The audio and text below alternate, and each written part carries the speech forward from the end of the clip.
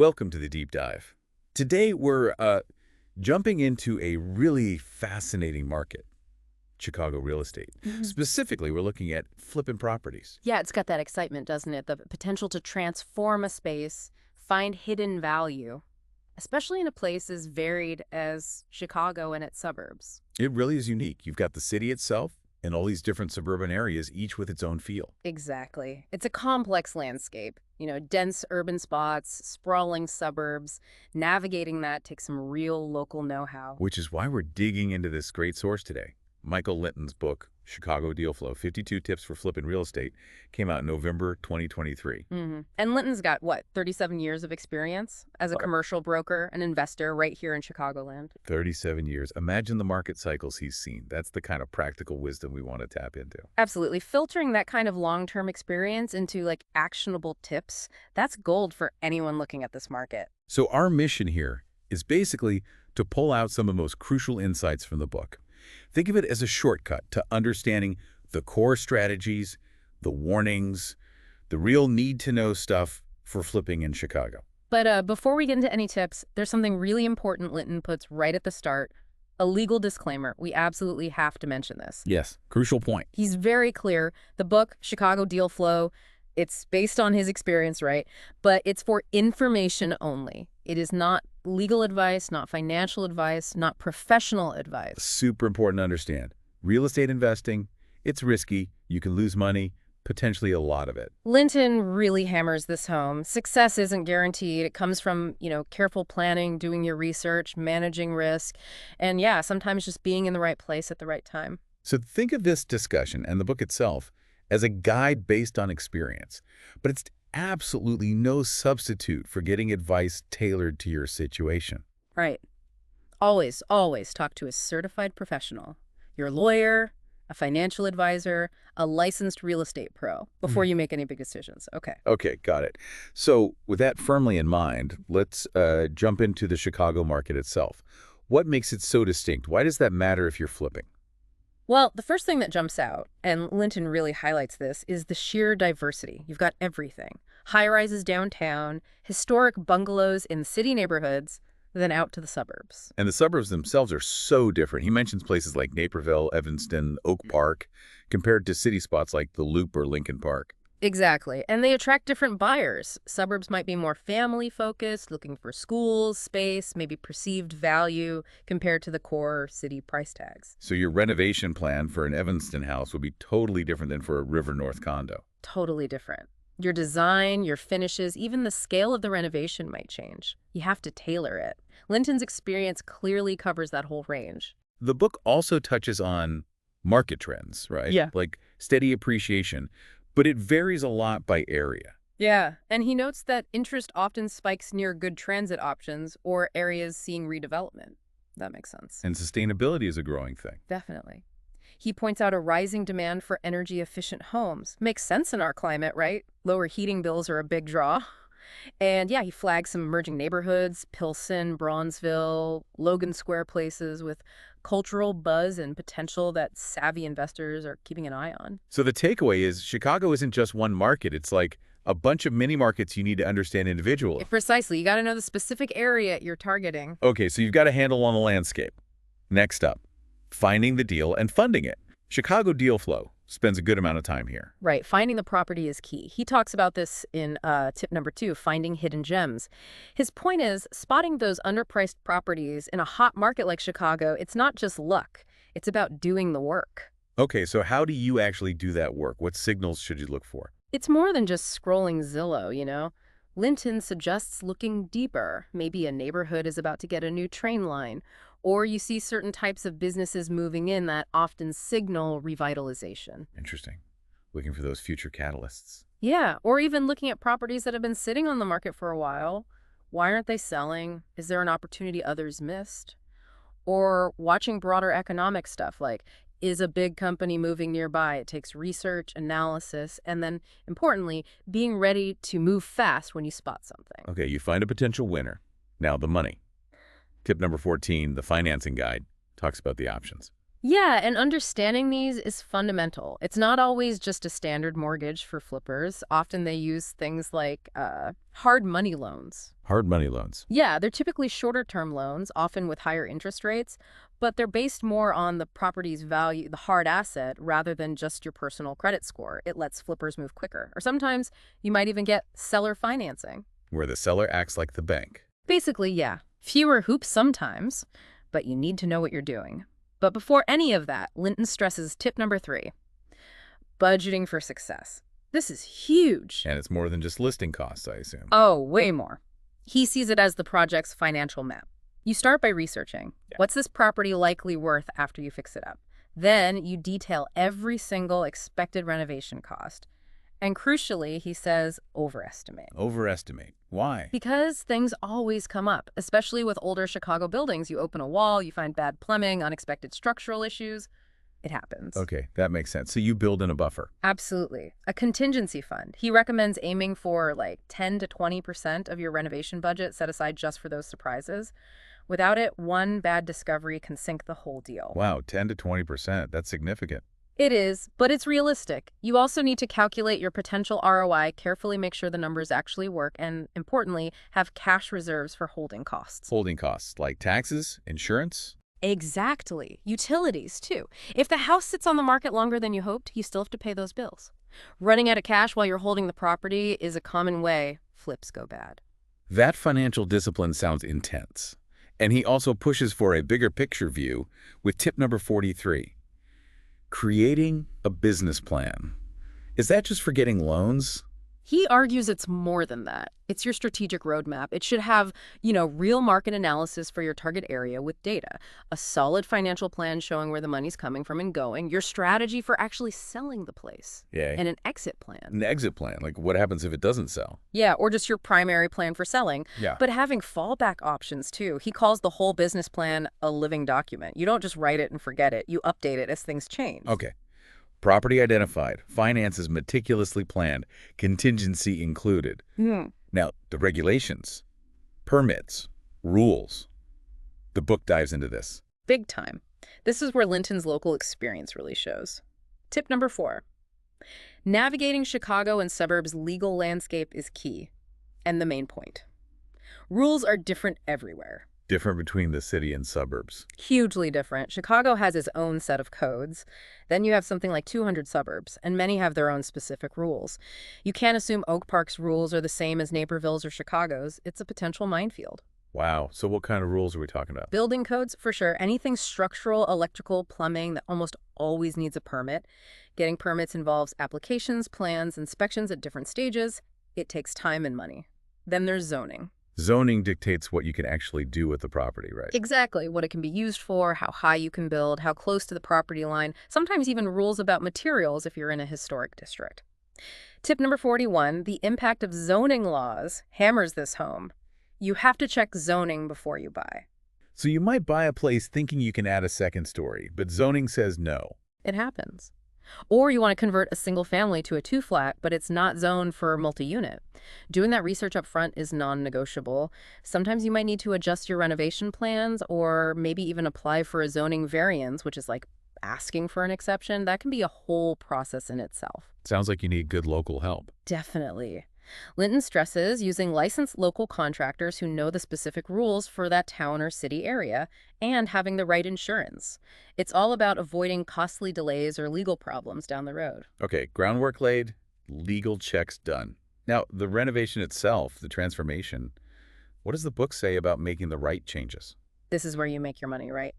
Tip number 7, maximizing ROI focuses on renovations that consistently pay back. So what are the big winners, according to Linton? Kitchens and bathrooms are huge. He says the kitchen is often the focal point for buyers. Even just updating countertops, cabinets, appliances can make a massive difference. Same with bathrooms. Even small upgrades help. Makes sense. What else? Adding usable square footage, finishing a basement, converting an attic, maybe even adding an extension if the lot allows. Though, like we said, adding extensions is often easier in the suburbs than on tight city lots. And for Chicago's climate. Anything specific? Energy efficiency, big time. Good windows, proper insulation, efficient heating and cooling systems. Buyers here really value that. It translates to comfort and lower bills.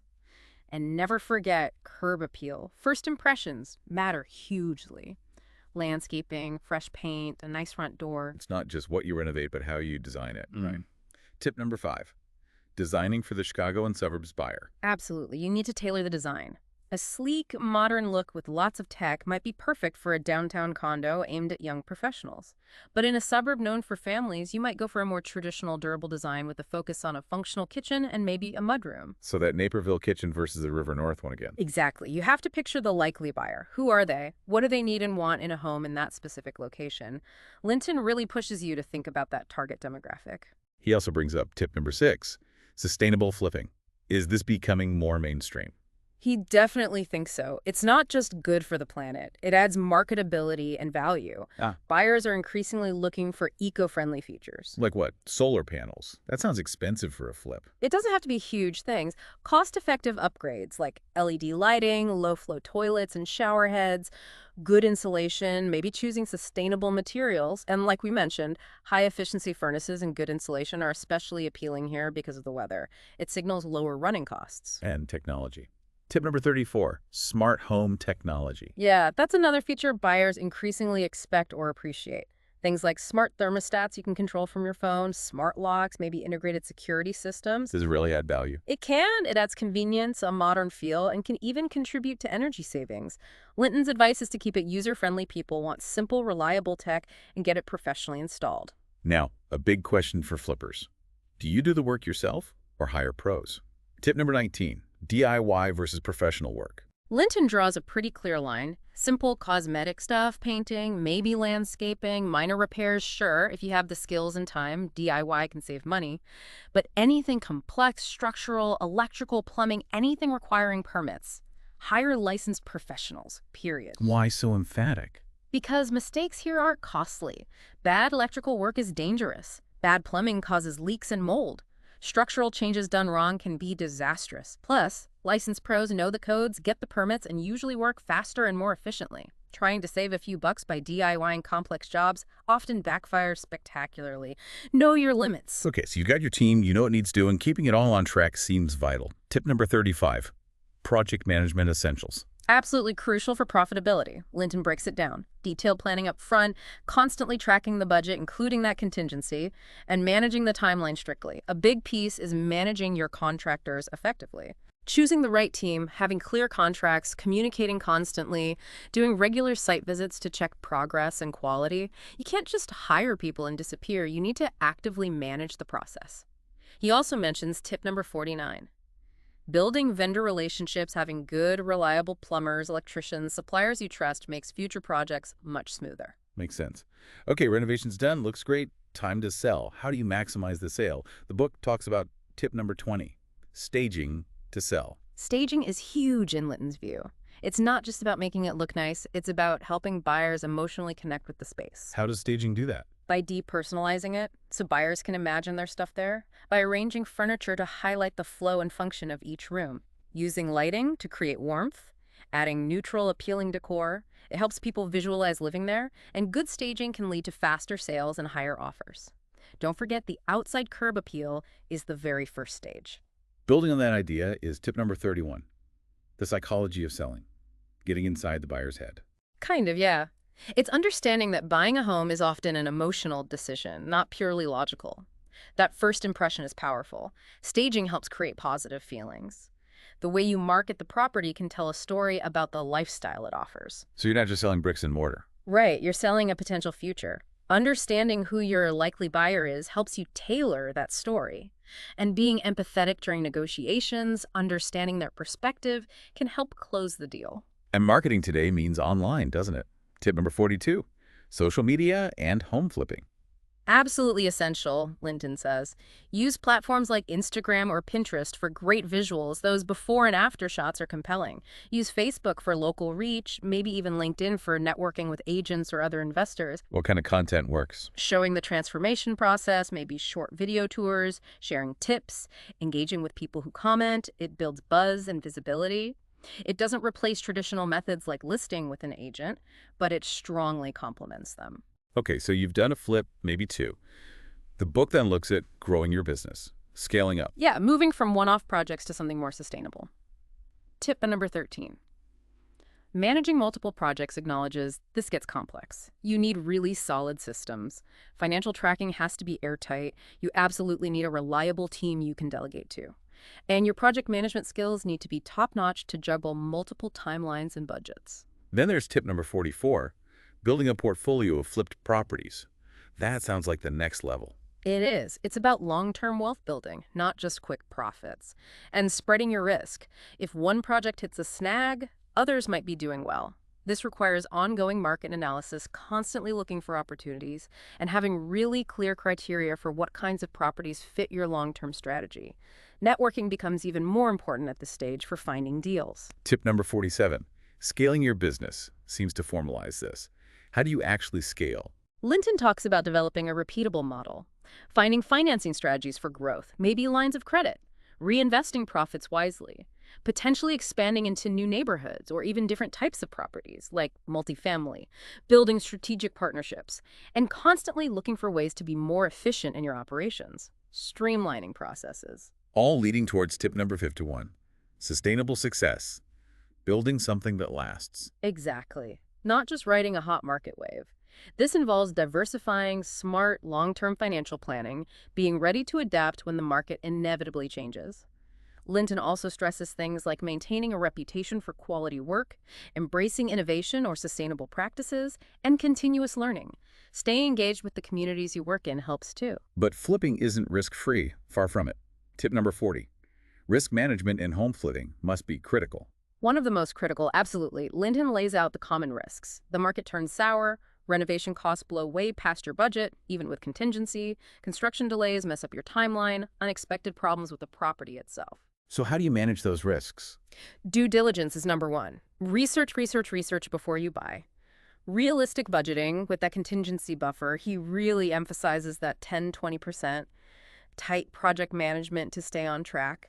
Making sure you're legally covered with permits and insurance. And importantly, having flexible exit strategies. Well, yes, the flexible exit strategy. What does that mean again? It means having a plan B, C, maybe even D if plan A, sell quickly for top dollar, doesn't work out. Maybe the market softens unexpectedly. Can you afford to rent the property out for a year or two and still cover your costs? Being prepared to pivot is crucial risk management. Don't back yourself into a corner where you have to sell at a loss. He also seems to recap common mistakes in tip number 15, avoiding common pitfalls, like a checklist of what not to do. Pretty much. It reinforces things we've touched on. Okay. Don't skimp on market research. Don't underestimate costs. Don't think you can do it all yourself without a good team. Don't ignore permits. Don't overestimate your DIY skills. It's like the greatest hits of flipping failures to avoid. Yeah. What about those really tough properties? The ones that scare most people off. Tip number 48, dealing with challenging properties. Linton suggests these can be opportunities for higher profits precisely because they scare others away, but the risks are higher too. Well, it makes a property challenging. Could be major structural issues, terrible location, maybe complex legal problems like title clouds or going through probate. The key is identifying these challenges very clearly up front through intense due diligence. Bring in experts, engineers, architects, specialized lawyers early, budget extra contingency, and allow for longer timelines. And definitely have those flexible exit strategies ready because these projects are inherently less predictable. The book also glances at specialized niches, right? Like tip number 17, flipping luxury homes. Yeah, briefly. He notes it's a different ballgame.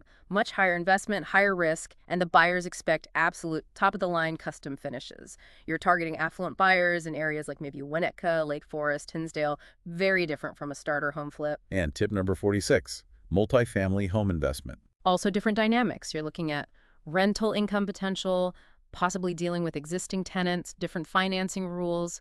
It's another specialization within flipping, with its own pros and cons, whether in the city or suburbs. And he circles back to specific market knowledge with tips like number 22 on emerging neighborhoods and number 23 on suburban investment areas. Right, using those as examples of where you might apply all these flipping principles based on current trends and growth potential he sees. There's also a practical timing tip, number 38, seasonal flipping strategies.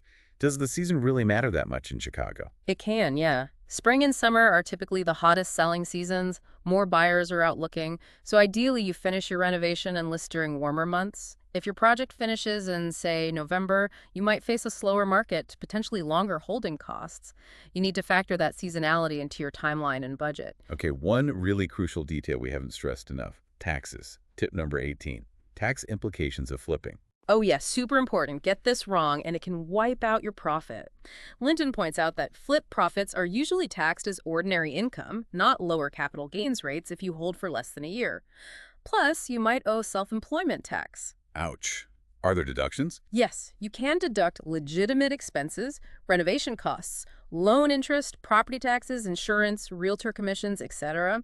He also mentions the possibility of a 1031 exchange to defer taxes, but that has very specific rules about reinvesting in a similar property within a certain time frame. So the big takeaway on taxes is, talk to a tax professional. Seriously. Before you even start, understand the tax implications for your specific situation. Don't rely on generic advice. good advice. Two more quick ones he highlights. Tip number 29, the inspection process. Critical both before you buy and during renovation. Before buying, a thorough inspection by qualified pros helps you find deal breakers or at least understand potential costs. During renovation, inspections ensure work meets code and quality standards. And finally, tip number 37, legal and ethical considerations. Kind of wrapping it all together. Yeah, it reinforces using licensed professionals, lawyers, contractors, agents, inspectors, getting all necessary permits, having adequate insurance, and just acting ethically and transparently in your dealings. Your reputation is a huge asset in this business long term. Wow. Okay, that really was a deep dive into Michael Linton's Chicago deal flow. We've touched on, well, pretty much the whole life cycle of a flip in the Chicago context. Understanding the market, finding deals, financing, navigating rules, renovating smart, marketing, scaling, managing risk. Yeah, his 37 years really come through in the practical nature of these tips. It's not just theory. It feels grounded in actual experience, which is so valuable. It provides a solid framework for thinking about flipping here. Absolutely. And just one more time, because it's so important. Remember that legal disclaimer. This discussion, based on the book, is for guidance and information. It is not professional advice. Real estate investing is risky. Always, always consult qualified professionals, lawyer, financial advisor, real estate agent before making decisions. Right. And if you want to explore more, the book mentions a website, chicagodealflow.com, with maybe blogs or other resources. But the real next step is always talking to those local certified pros who know the Chicago market inside out. So let's leave you with this thought. Thinking about the specific challenges and opportunities in Chicago real estate, which one piece of advice from Linton's book really hit home for you? What feels most relevant to where you are now?